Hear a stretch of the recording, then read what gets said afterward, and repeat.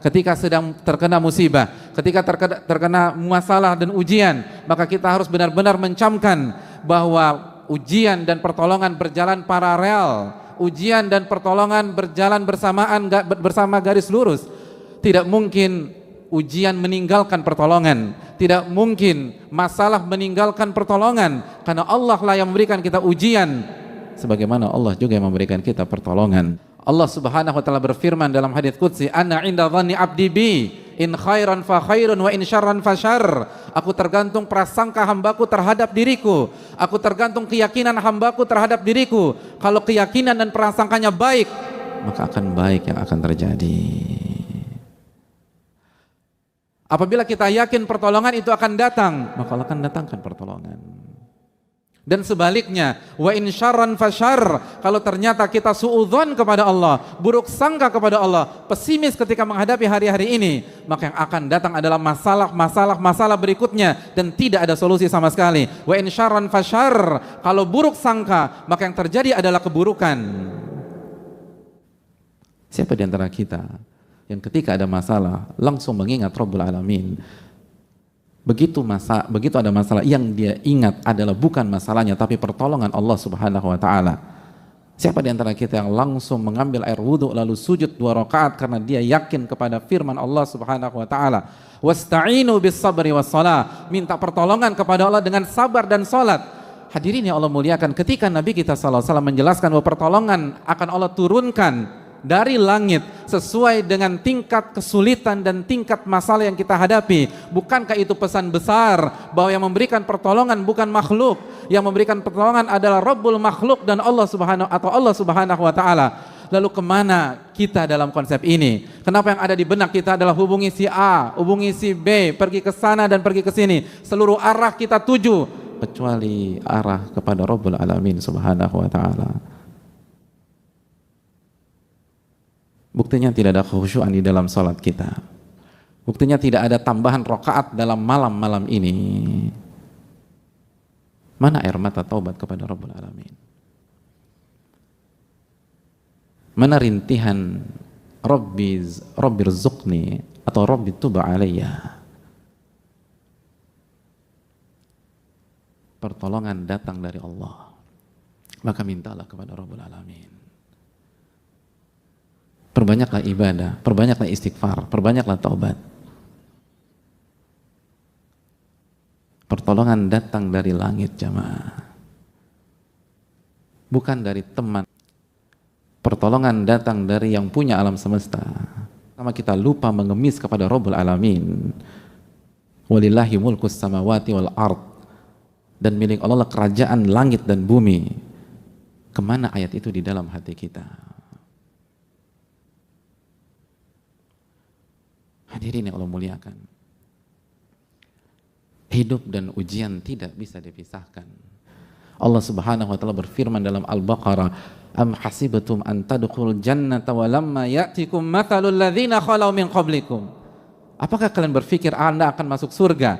Apakah kalian berpikir kalian akan masuk surga dan kalian belum mengalami ujian-ujian yang dialami oleh umat-umat sebelum kalian? Masathumul ba'sa wa dharra wa zulzilu. Mereka digoncang, mereka mendapatkan kesulitan, kesengsaraan, dan mereka digoncang-goncang, zulzilu. Mereka mengalami ujian seperti mengalami gempa bumi dalam kehidupan mereka. Zulzilu, digoncang di atas ke bawah, kanan kiri, digoncang-goncang oleh Allah. Sampai Rasul pada saat itu dan orang-orang beriman bertanya kepada diri mereka, mata nasrullah, kapan pertolongan Allah itu datang? Lalu Allah merespon, Allah inna nasrullahi qarib. Ketahuilah pertolongan Allah itu dekat. Pertolongan Allah itu dekat. Namun kita terburu-buru. Nabi SAW mengatakan, walakinnakum qaumun tasta'jilun. Nabi SAW bersabda, tapi kalian adalah kaum yang selalu ingin terburu-buru. Ibadah nggak ditingkatkan, tapi ingin keluar dari masalah tersebut. Para ulama mengatakan, Anda ingin sukses, tapi Anda tidak melewati dan menapaki jalan kesuksesan. Inna safinata lam tajri alal yabas. Perahu itu tidak berjalan di atas daratan. Pertolongan datang dari Allah. Itu sabda Nabi kita sallallahu alaihi wasallam jika kita masih percaya dengan Nabi kita. Itu sabda Nabi kita sallallahu alaihi wasallam yang Allah firmankan dalam surat An-Najm ayat 3, "Wa ma yantiqu 'anil hawa in huwa illa wahyun yuha." Nabi tidak berbicara dengan hawa nafsunya, tapi wahyu yang Allah wahyukan kepada beliau, dan di antara wahyu tersebut pertolongan didatangkan dan diturunkan sesuai dengan tingkat kesulitan. Tingkat kesulitan 70%, pertolongan 70%. Tingkat kesulitan 80%, pertolongan 80%. Tingkat kesulitan 90%, pertolongan 90%. Tingkat kesulitan 99%, pertolongan datang 99%.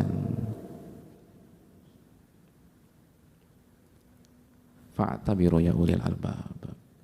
Maka ambil pelajaran bagi orang-orang yang mampu berpikir jernih. Mungkin ada di antara kita yang bertanya, bukankah pertolongan seringkali tidak datang bersamaan dengan datangnya masalah dan ujian?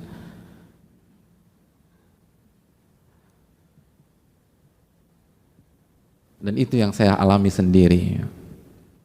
Ma'asyiral muslimin, Nabi SAW melanjutkan hadisnya dengan mengatakan, wa anna sabra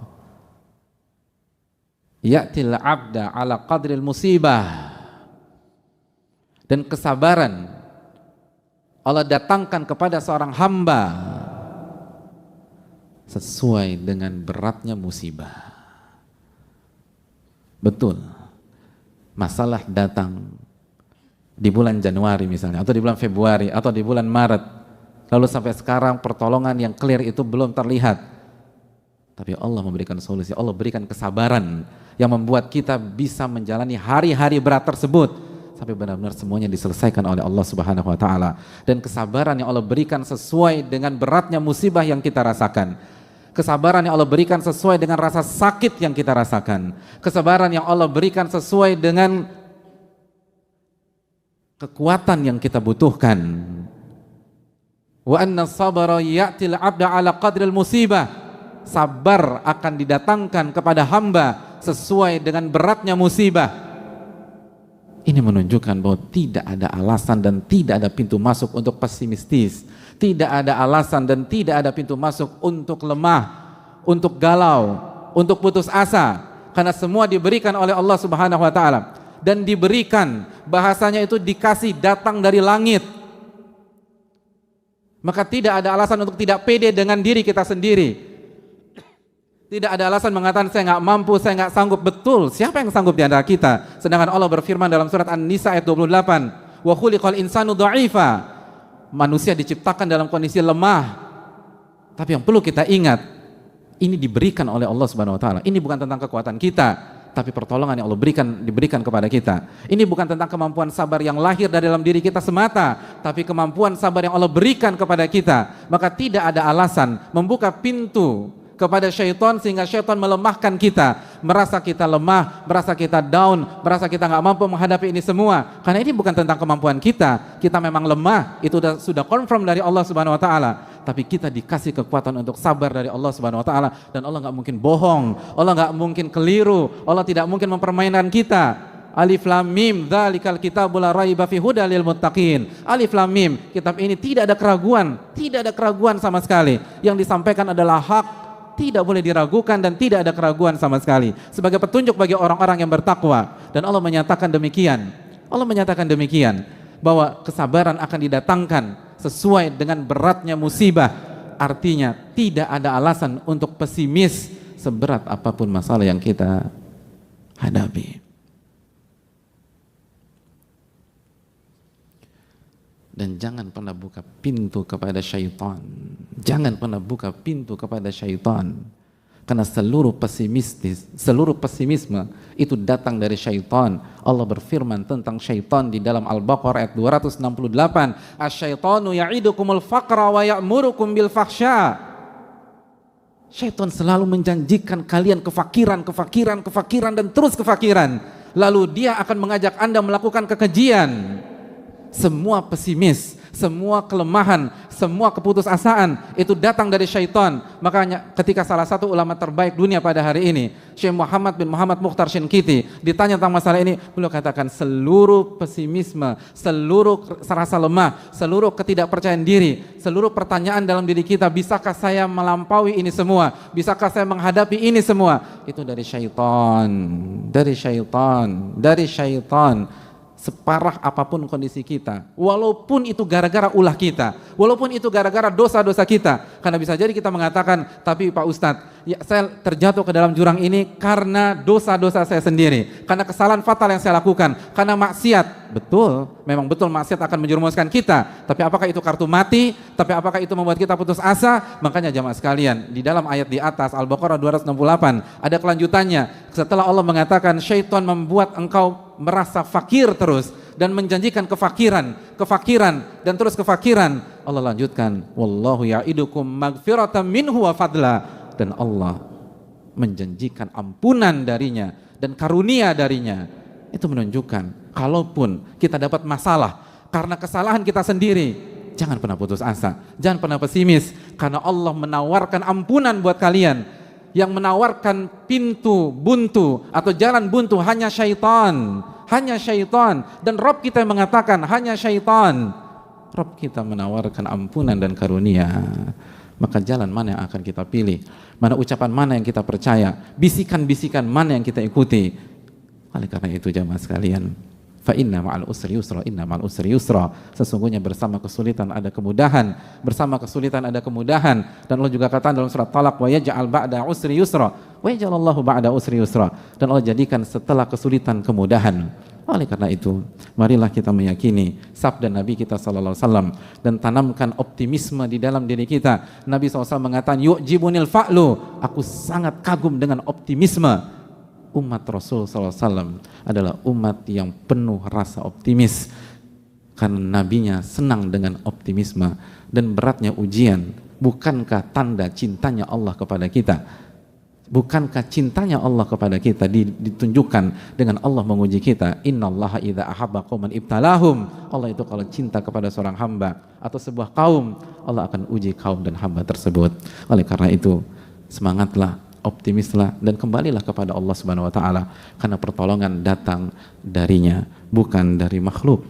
Dan hendaknya kita perbaiki sholat kita, puasa kita, zikir kita, doa-doa kita, dan jaga hubungan kita dengan Allah, dan katakan tidak pada maksiat walaupun kondisi memang tidak mudah dan cukup sulit, karena sekali lagi maksiat yang akan menghancurkan kebahagiaan kita di dunia dan di akhirat.